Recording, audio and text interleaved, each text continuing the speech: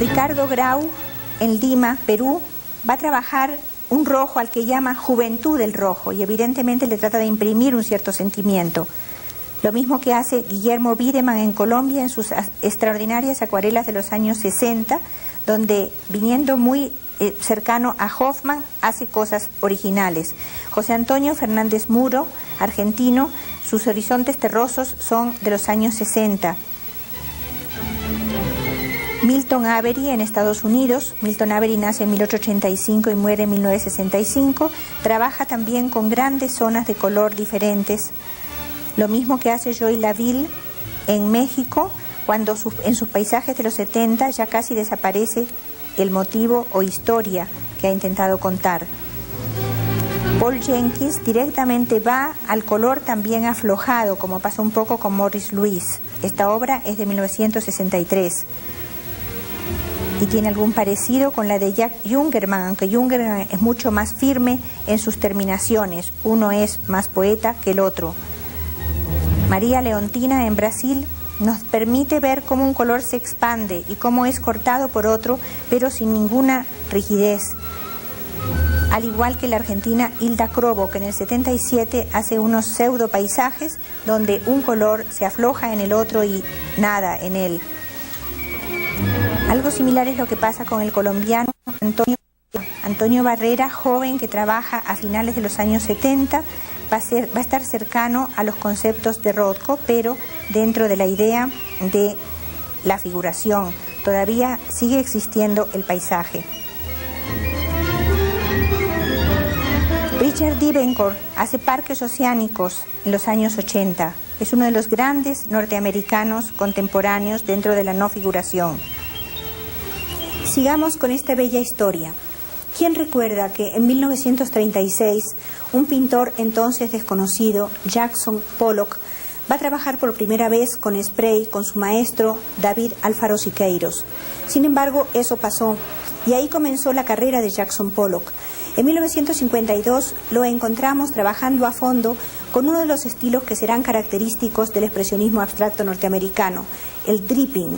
El dripping, que a su vez viene de Max Ernst, es decir, que proviene de la fuente europea que dio casi toda origen al expresionismo abstracto norteamericano. En el dripping, Jackson Pollock empleó una técnica que luego iba a ser comúnmente usada por otra cantidad de artistas en Estados Unidos y en Europa.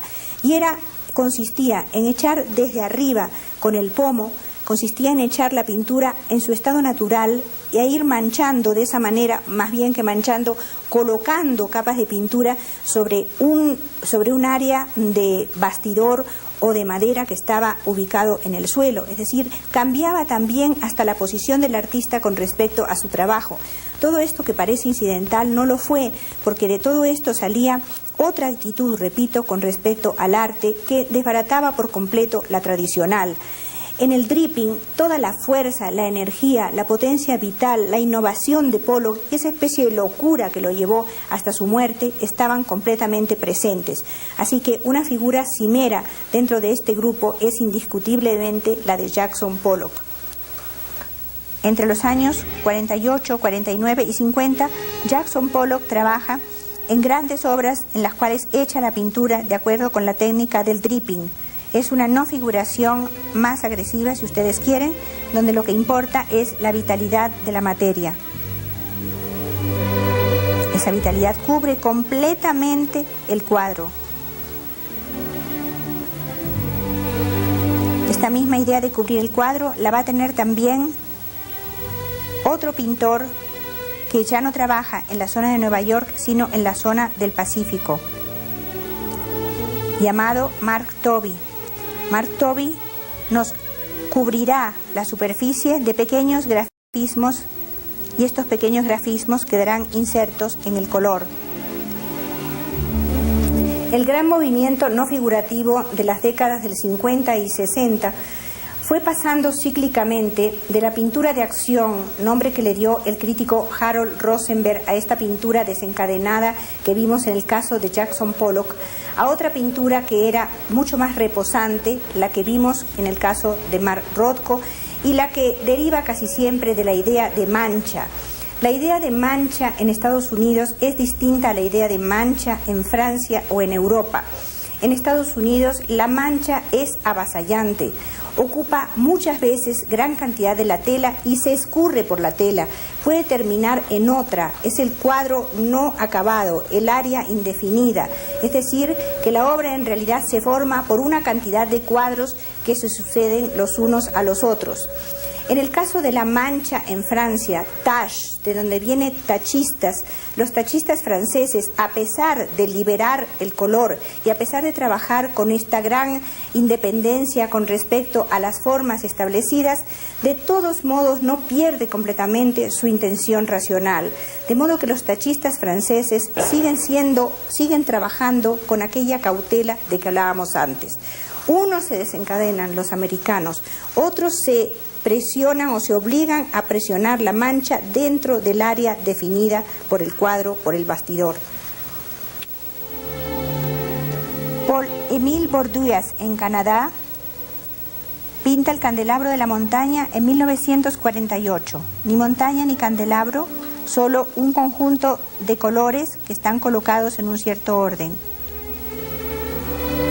Steve, en Francia, hace su bailarín del Far West en 1951 y ustedes pueden ver muy claramente la racionalidad francesa, mientras que Clifford Steele en el 53 en Estados Unidos vuelve a manchar.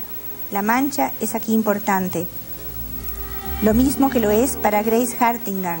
En Chinatown, 1956, el paisaje está prácticamente manchado por ella. Sam Francis, uno de los más eminentes artistas de la mancha. Yolanda Mohali, en Brasil, también una tachista en el sentido de mancha.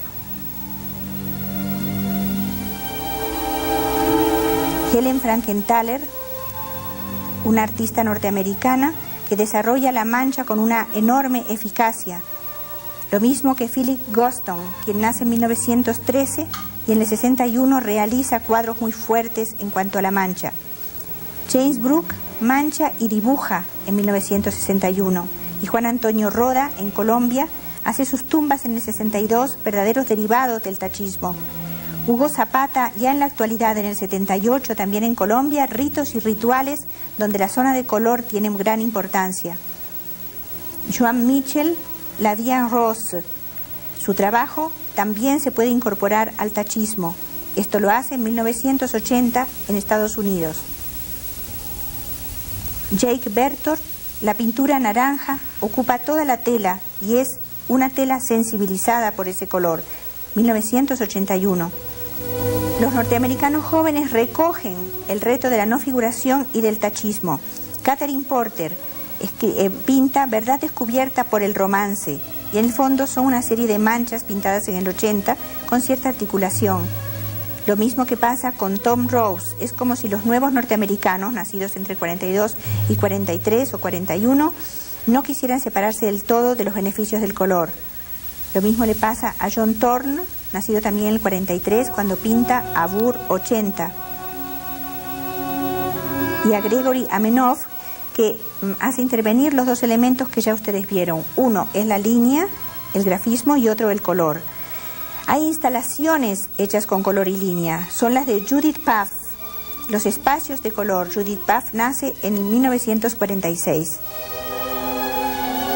Quiero mostrarles algunas de las obras de Brian Nissen que corresponden a una serie hecha en el 81 llamada La mariposa de obsidiana, sobre textos de Octavio Paz.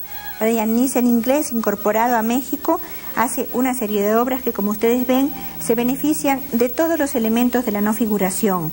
La zona de color, los contrastes cromáticos muy fuertes, la mancha, las disoluciones, todos estos elementos que son constitutivos de la no figuración aparecen en la serie La mariposa de obsidiana y ustedes los pueden recorrer con cierto cuidado. Manchas, formas, líneas, grafismos.